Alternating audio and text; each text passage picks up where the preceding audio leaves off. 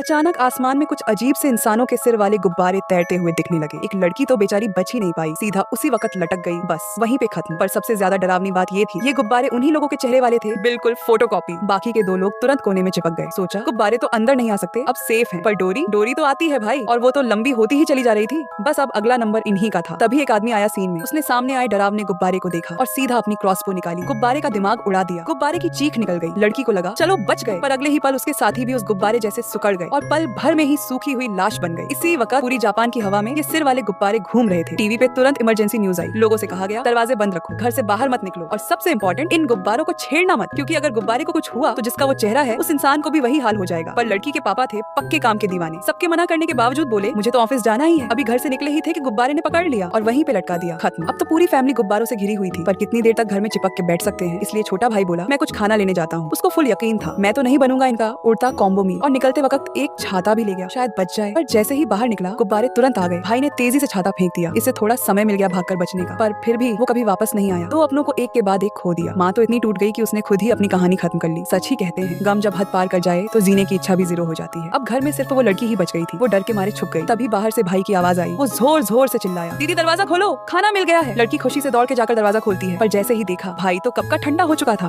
भाई और भी ढांसू मूवीज चाहिए ना, तो लाइक सब्सक्राइब करके जा यार। रोज नई फिल्म यहीं पर मिलेगी, वरना ढूंढते रहना।